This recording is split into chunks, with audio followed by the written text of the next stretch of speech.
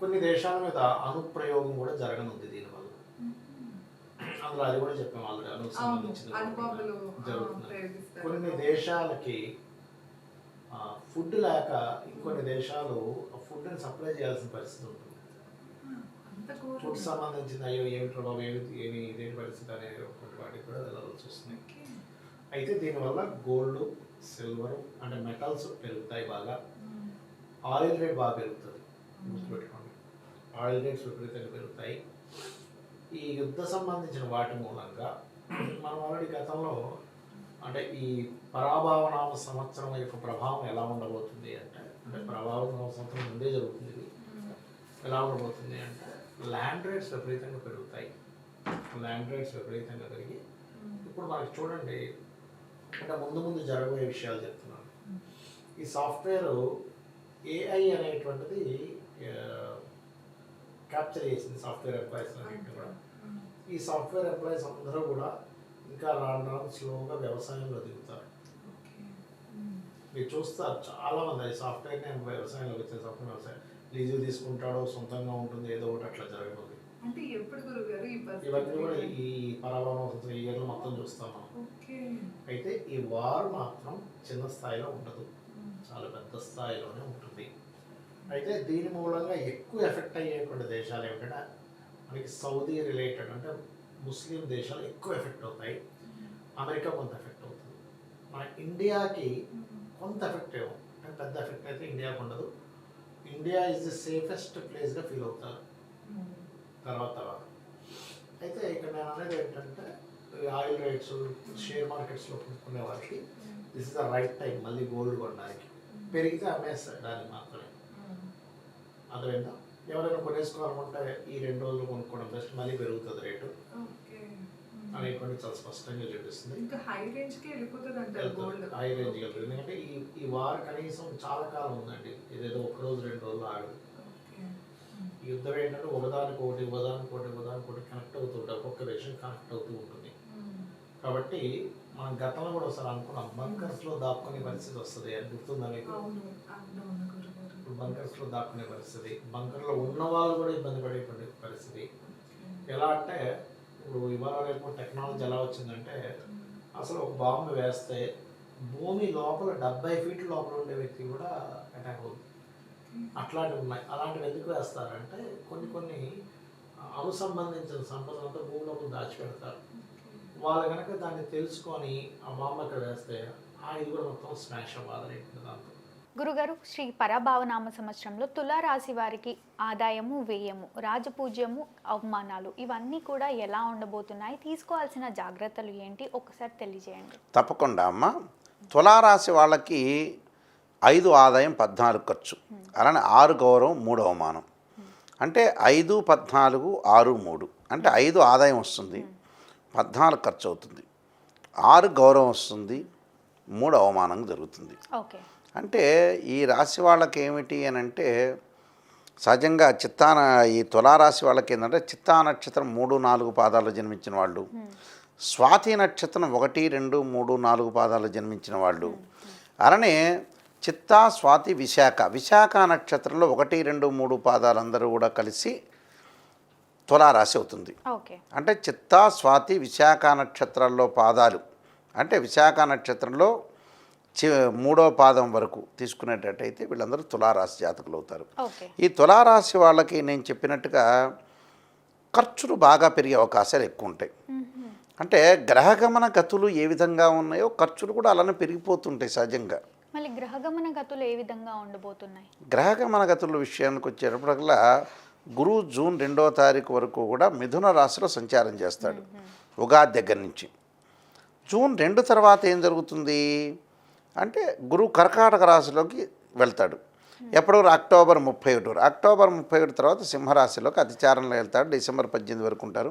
December 18 తర్వాత గురువు వక్రగతిలోకి వెళ్ళిపోతాడు మళ్ళీ అదే రాశిలో. మరి తులారాశి వాళ్ళకి ఎప్పుడు బాగుంటుంది అని అంటే గురుబలం ఎప్పుడు ఉంటుంది అని మనం లెక్క వేసుకునేటట్టయితే కర్కాటక అంటే ఈ తులారాశి వాళ్ళకి తృతీయాధిపతి, షష్ఠమాధిపతి అయిన గురువు మనకి మిథున రాశిలో సంచారం చేస్తాడు. మిథున రాశిలో సంచారం చేస్తే నవమ స్థానంలో సంచారం చేస్తే అంటే జూన్ 2 వరకు బాగుంటుంది. బాగుంటుంది. జూన్ 2 తర్వాత దశమంలో వచ్చి రాగానే మిక్స్డ్ రిజల్ట్స్ వస్తాయి గురువు వల్ల. మళ్ళీ సింహరాశిలోకి రావడం వల్ల లాభాలు కలుగుతాయి. ఓకే. అంటే టోటల్గా గురుబలం బాగున్నట్టే. బాగుంది. టోటల్గా everything will be okay Jupiter planet అని చెప్పుకోవచ్చు. అంటే జూపిటర్ ప్లానెట్ అనేది బాగుంది అంటే ఫైనాన్షియల్ పరంగా డెవలప్మెంట్ అనేది ఉంది. ఆర్థిక పరంగా సమస్యలు తగ్గుతాయి. ఆకస్మికంగా ధనలాభం కలుగుతుంది. బ్యాంకు రుణాలు లభించే అవకాశాలు ఉంటాయి. రుణాలు తీర్చుకొని మళ్ళీ ఫ్రెష్గా రుణాలు చేసే అవకాశాలు కూడా ఉంటాయి వీళ్ళకి. అంటే అన్నీ కూడా ఫ్రెష్గా వెళ్ళిపోయే అవకాశాలు ఎక్కువ ఉంటాయి. తీర్చేసి మళ్ళీ లోన్ తీసుకునే అంటే రుణం తీరుస్తారు. అంటే మనం క్రెడిట్ కార్డు అప్పు తీర్చేయంగానే మళ్ళీ క్రెడిట్ కార్డు ఏదో హాస్పిటల్కి ఏదో వెళ్తుంటాం కదా, అలాగ మళ్ళీ అప్పు చేసే అవకాశాలు ఉంటాయి.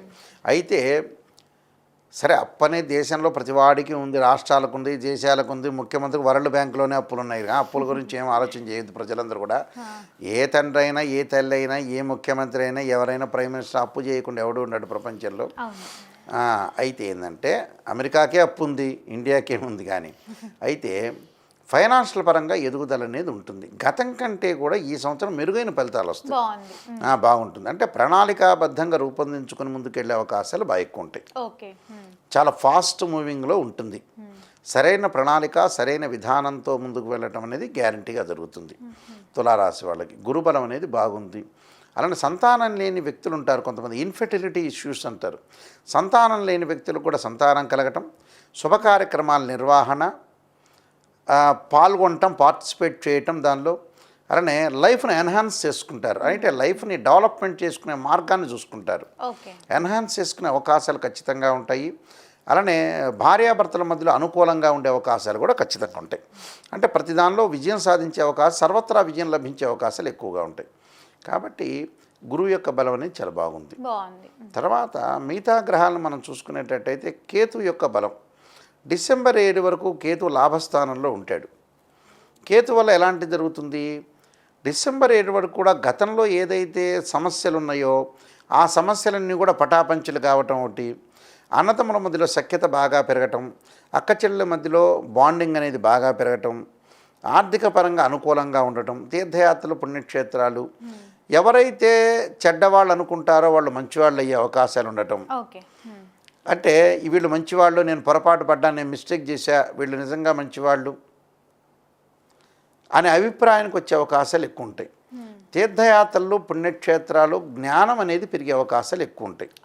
రియల్ ఎస్టేట్ రంగం వాళ్ళకు కానీ, బిల్డింగ్ కన్స్ట్రక్షన్ వాళ్ళకు కానీ, మెడికల్ ల్యాబొరేటరీస్ వాళ్ళకు కానీ, అలానే మన మెడికల్ సంబంధించిన డయాగ్నోసిస్ వాళ్ళకు కానీ, డాక్టర్స్ కానీ, నర్సింగ్ చేస్తున్న విద్యార్థులకు కానీ, ఎంబీబీఎస్ చేస్తున్న వాళ్ళకి కానీ, ఎంఎస్ చేస్తున్న వాళ్ళకి, ఎండీ చేస్తున్న వ్యక్తులకి, బీ ఫార్మసీ, ఎం ఫార్మసీ చేస్తున్న వాళ్ళకి, డాక్టర్ ఆఫ్ మెడిసిన్ ఇలాంటి ప్రొఫెషన్లో ఎవరైతే ఉంటారో, మెడికల్ సంబంధించిన ప్రొఫెషన్లో కానీ, కెమికల్ కంపెనీ వాళ్ళకి కానీ, కెమిస్ట్రీ లెక్చరర్స్ కానీ, కెమిస్ట్రీ ప్రొఫెసర్స్ కానీ, వీళ్ళందరికీ కూడా టోటల్గా ఎవ్రీథింగ్ విల్ బీ ఓకే, బాగుంటుంది ఫైనాన్షియల్ పరంగా. అదొకటి.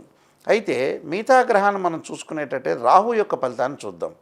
అంటే ఈ రాశి వాళ్ళకి తులా, వృశ్చికం, ధనస్సు, మకరం, కుంభం. అంటే కుంభంలో రాహు ఉంటాడు ఎప్పటి వరకు, డిసెంబర్ 7 వరకు ఉంటాడు. తర్వాత మకరంలోకి వస్తాడు. డిసెంబర్ 7 వరకు ఉంటే స్థానచలనం జరిగే అవకాశాలు ఎక్కువ ఉంటాయి. ఎక్కడొకట ప్రమోషన్లు కానీ, వ్యాపారాల విషయంలో కానీ, దూర ప్రయాణాలు కానీ, దూరం వెళ్ళటం కానీ, విదేశాలకు వెళ్ళే అవకాశాలు, విదేశ ప్రయాణాలు కలిసి వచ్చే అవకాశాలు ఎక్కువ ఉంటాయి. అలానే చతుర్థ స్థానంలోకి డిసెంబర్ 7 తర్వాత రావటం వల్ల తల్లి యొక్క ఆరోగ్య విషయంలో, వాహనాల మీద వెళ్ళేటప్పుడు కొంత జాగ్రత్త ఉండాలి. అంటే ఏదైనా సరే కొంతమంది జాగ్రత్త అనే పదానికి కూడా అర్థం తెలియని వ్యక్తులు కూడా చాలామంది ఉన్నారు. జాగ్రత్త అని నా దగ్గరకు వచ్చిన వాళ్ళు చాలామంది ఉన్నారు. జాగ్రత్త అంటే సేవ్ కావటం, దానికి అర్థం లేదు. జాగ్రత్త అంటే ఈ విషయంలో మీరు ఈ రూట్లో వెళ్ళొద్దండి, ఈ రూట్లో వెళ్తే మీకు హాని కలుగుతుంది, ఇంకో రూట్లో వెళ్ళండి. వివాహం గురించి జాగ్రత్త ఉండాలి. ఒక అమ్మాయిని వివాహం చేసేటప్పుడు కేవలం అబ్బాయినే కాదు, వాళ్ళ అత్తగారిని చూడండి. అత్తగారి విషయంలో కూడా వాళ్ళ కుటుంబ పరంగా, ఫ్యామిలీ పరంగా ఎలా ఉండబోతుంది, అత్తగారు కూడా ఏమన్నా మంచివాళ్ళ, చెడ్డవాళ్ళ, మామ, వాళ్ళ పిల్లలు, వాళ్ళ కుటుంబ సభ్యులు, ఇవన్నీ కూడా చూడాలని అర్థం. అదే జాగ్రత్త. అంతే కదా. అలానే శని యొక్క బలాన్ని మనం చూసుకునేటట్టయితే తులారాశి వాళ్ళకి తులా, వృశ్చికం, ధనస్సు, మకరం, కుంభం, మీనం షష్టమంలో ఉన్నాడు. షష్టమంలో శత్రువులు మిత్రులుగా మారిపోతారు. రాజకీయ నాయకులకు అనుకూలంగా ఉండి మంచి పదవులు సంభావించే అవకాశాలు, స్త్రీలకి ఆరోగ్యపరంగా ఇబ్బందులు కలిగే అవకాశాలు ఉండవు. మగవాళ్ళకు మటుకు శ్వాసకోశ సంబంధించిన విషయాలు జాగ్రత్త ఉండాలి. లంగ్స్ విషయాల్లో కానీ, చెవి, ముక్కు, గొంతు, సైనస్సు, అలానే లంగ్స్ సంబంధించిన విషయాలు జాగ్రత్త ఉండాలి. ధనధాన్య వృద్ధి కలుగుతుంది. శత్రువులు మిత్రులుగా మారిపోయే అవకాశాలు ఎక్కువ ఉంటాయి. అభివృద్ధి సాధించే అవకాశాలు ఎక్కువ ఉంటాయి. శుక్రగ్రహం వల్ల, రవిగ్రహం వల్ల కూడా అనుకూలంగా ఉంటుంది. బుధుడు వల్ల పెట్టుబడి చేసే వ్యక్తులు, నిష్ణాతులైన వ్యక్తులు పెట్టుబడులు పెడతామని వచ్చేవాళ్ళు ఎక్కువ మంది ఉంటారు. కాబట్టి టోటల్గా అనుకూలమైన ఫలితాలు జరుగుతాయి. కొన్ని పరిహారాలు చేసుకొని ముందుకెళ్ళాలి. ఎలాంటి పరిహారాలు పాటించమంటారు? అదృష్టం కలిసి రావాలి అన్న, వీళ్ళు అనుకున్న పనులు అన్నీ కూడా సక్రమంగా జరగాలి అన్న. ఒక క్వశ్చన్ అడిగారు మీరు, అదృష్టం కలిసి రావండి. అదృష్టం కలిసి రావాలంటే మార్గం ఏంటంటే, నెగిటివ్ విషయాలు ఏదైతే తప్పులు ఉంటాయో దాన్ని సవరణ చేసుకుంటే అదృష్టం కలిసి వస్తుంది. స్త్రీయ లోపం పెరుగుటే పెద్ద విద్య, లోపం ఎరిగిన వాడే పూర్ణుడు అవుతాడట, వాడే సూపర్ స్టార్ అవుతాడట. ఎక్కడైతే నా దగ్గర నెగిటివ్ ఉంది, ఎక్కడుంది, ఎక్కడ లోపం ఉంది, నేను ఎందుకు డెవలప్మెంట్ చెందలేకపోయా, నేను ఎందుకు కారణం అనేది మనం మోసం చేసుకోకూడదు. సత్యాన్ని గ్రహిస్తే వాడు డెవలప్ అవుతాడు. అదొక్కటే రీజన్. కరెక్షన్ చేసుకుంటే జీవితాన్ని అందరూ బాగుపడతారు. నిజం చెప్పాలంటే ఆ కరెక్షన్ చేసుకోలేకపోతున్నారు, ఆ నెగిటివ్ని వినలేకపోతున్నారు. అంటే బ్రెయిన్ స్ట్రోక్ వచ్చినంత ఉంటుంది వీళ్ళకి, జనాలకి. అలా కాదు, నెగిటివ్ని వింటేనే దాన్ని భయపడకుండా ఎక్కడ సవరణ చేసుకోవాలి, మనలో లోపం ఎక్కడ ఉంది అనేది చూసుకోవాలి. అయితే గ్రహగమనగతుల విషయానికి వచ్చేటట్టుగా అయితే కొన్ని పరిహారాలు చేసుకోవాలి. పరిహారాల్లో ముఖ్యంగా ఎలాంటి పరిహారాలు చేసుకోవాలంటే, కార్తవీర్యార్జున యొక్క మంత్రాన్ని చదువుకోవటం ఒకటి, అలానే సుదర్శనుడిని ఆరాధన చెయ్యాలి. అంటే సుదర్శన ఆరాధన చేస్తే కూడా చాలా మంచిది. అంటే మనకి అన్ని విషయాల్లో కూడా, ఏ పనులలో కూడా ఆటంకం లేకుండా ఉండే అవకాశాలు ఖచ్చితంగా ఉంటాయి. శివుడి యొక్క ఆరాధన, ఓ నమ శివాయ పంచాక్షరి, ఓం నమో నారాయణాయ నమః అనే అష్టాక్షరి మంత్రాన్ని చదువుకోవటం చాలా మంచిది. అలానే గ్రహగమన గతుల విషయానికి వచ్చేటట్టయితే బుధుడి యొక్క ఆరాధన చేయాలి. వీలైతే పెసలు, పచ్చని వస్త్రము దానం చేయాలి. దానం చేయటం వల్ల కూడా వీళ్ళకి మంచి జరిగే అవకాశాలు ఖచ్చితంగా ఉంటాయమ్మా. వీళ్ళందరికీ కూడా మంచి జరిగే అవకాశం అనేది ఖచ్చితంగా ఉంటుంది. ఈ తులారాశి వాళ్ళందరికీ కూడా పరమేశ్వరుడు యొక్క కరుణాకటాక్షం ఉండాలని ఆశిస్తూ సర్వే జనా సుఖినో భవంతు. తప్పకుండా గురుగారు, తులారాశి వారు ఈ పరాభవనామ సంవత్సరంలో పాటించాల్సిన విధి విధానాలు, తీసుకోవాల్సిన జాగ్రత్తలు ఏంటి అని ఎంతో చక్కగా తెలియజేసినందుకు ధన్యవాదాలు.